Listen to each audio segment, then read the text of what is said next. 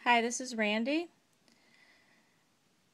I'm sorry to be the bearer of bad news, but I'm going to read from an article on psychofmen.wordpress.com.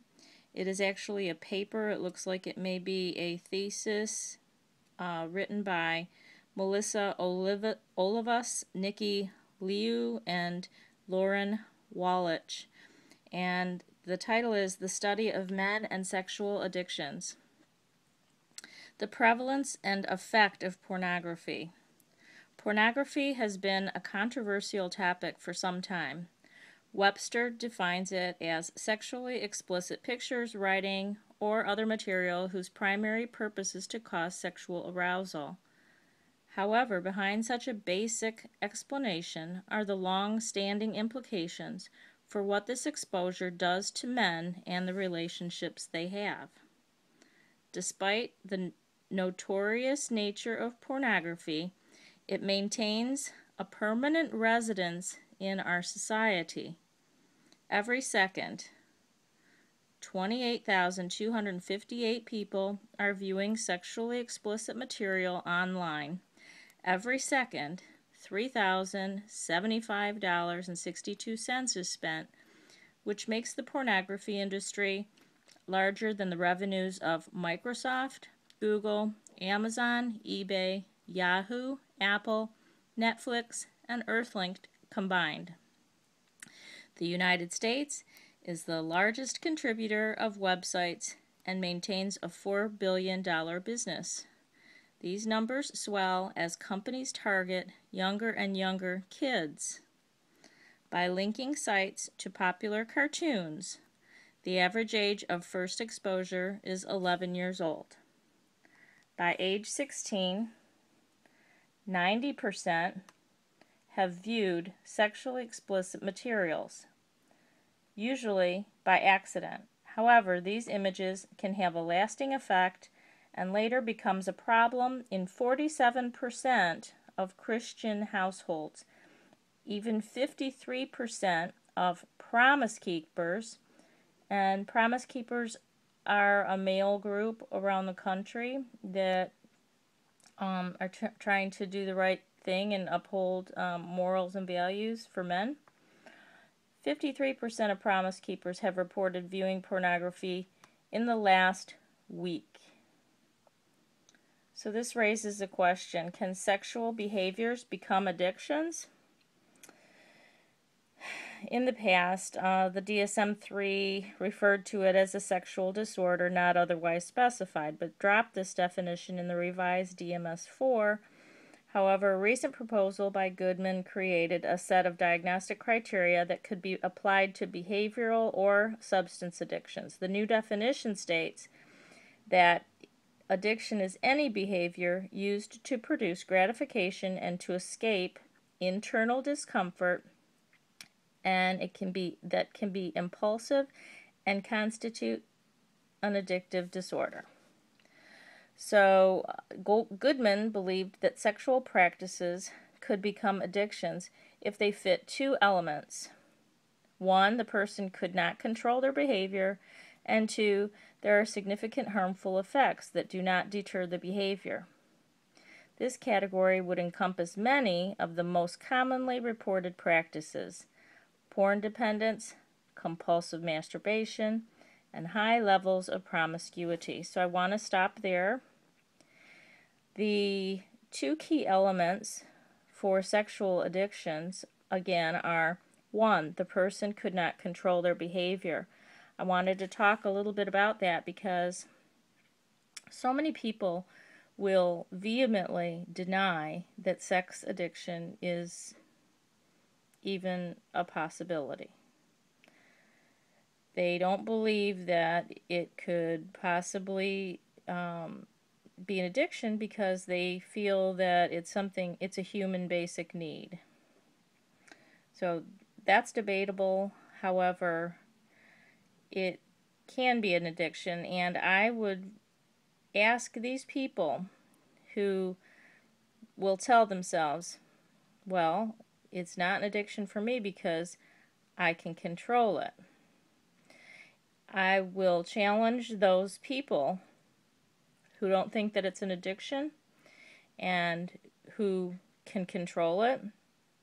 I challenge them to stop watching porn for 2 or 3 months. Because after all, they can control it, right?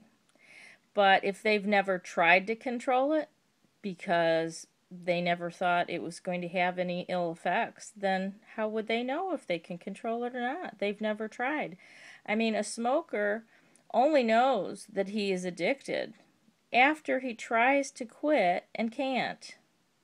An alcoholic may start realizing they're an alcoholic once they try to quit drinking and they can. And so I will challenge people that don't think that sexual addiction exists or online porn addiction. That's the way a lot of it starts. I challenge them to stop watching it. Simply stop watching it then, if it's that easy to control it, and prove it to yourself. And I sincerely hope that you find that it's very easy to stop watching it. Number 2, there are significant harmful effects that do not deter the behavior. So the person, in order to agree with this statement, let's say it was a man who watches porn and he discounts this element and says, well, I don't have any significant harmful effects, so it's not an addiction. The problem with this is he doesn't even know what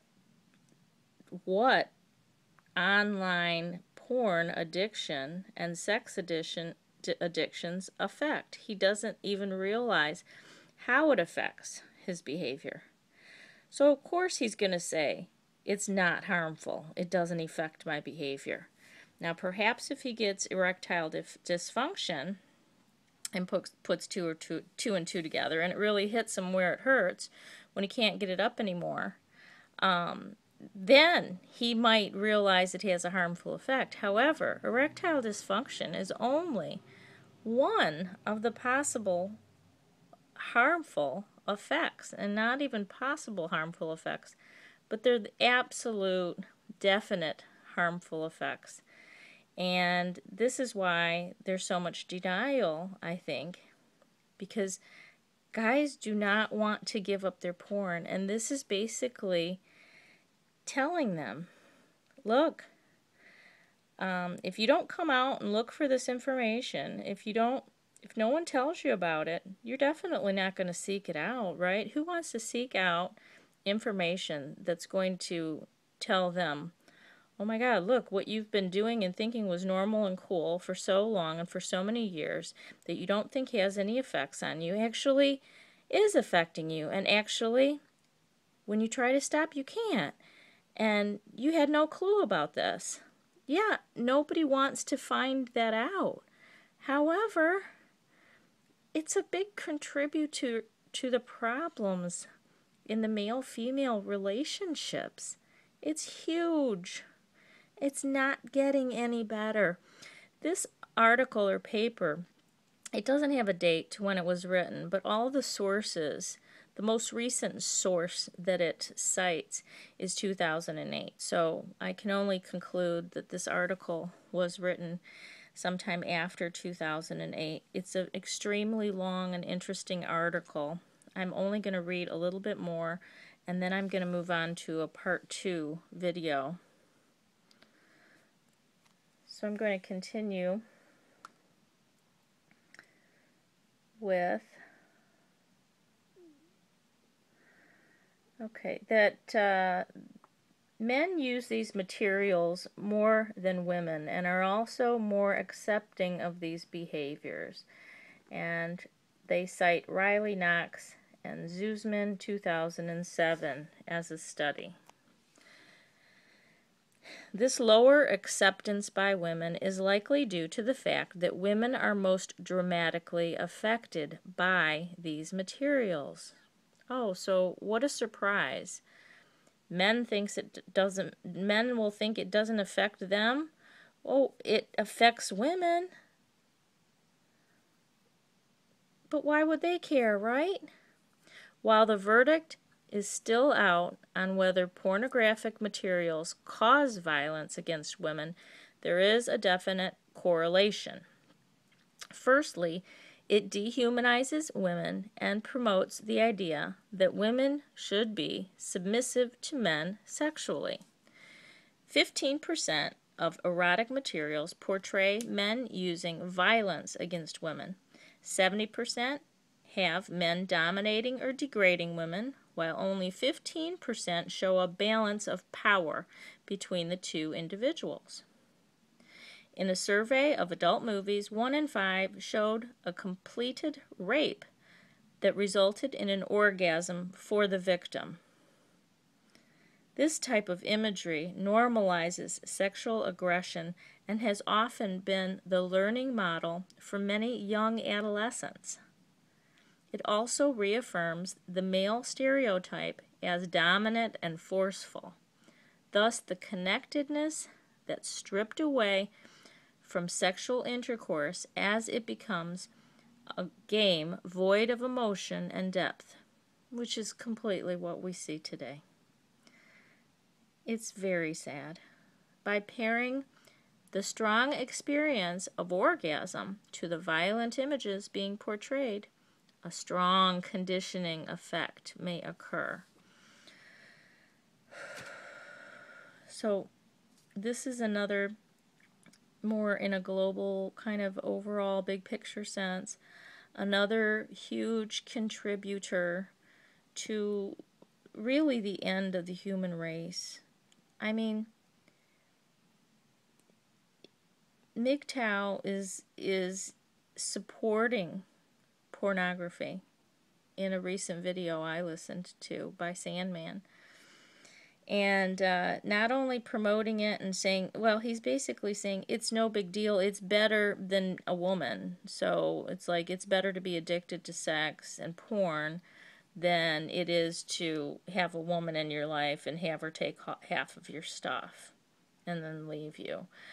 So he's making that comparison, basically telling a whole group of guys that, you know, this isn't much to be afraid of. And that's not the point about what's worse, getting involved in a relationship with a woman who ends up leaving you, or addiction to sex. I mean, both of them are bad. Does one have to be worse than the other one? Do you have to pick one or the other? You don't. You don't have to have a relationship with a woman, and you don't have to use internet porn and become a sex addict. Did you ever think of that? I mean, the arguments here are such, they're circular, or I don't know all the names for these arguments, but I guess if I was an attorney, I would be able to label the kind of ridiculous arguments that have so many holes in them that some of these men give for what they do. And they don't want to face the facts because they don't want to let go of their little system that they create for themselves, their little routine, and the lies that they've been told, the lies they make up in their mind. And me as a woman relating this information probably makes it 10 times worse because they aren't going to listen to a woman. What do I know, right? What do I know about porn and a sex addiction? Well, I do know quite a bit, but I'm reading an article here. So this is an academic article. It's got many, many sources and citations. And I'm going to end this now and pick up on part 2. Thanks for listening.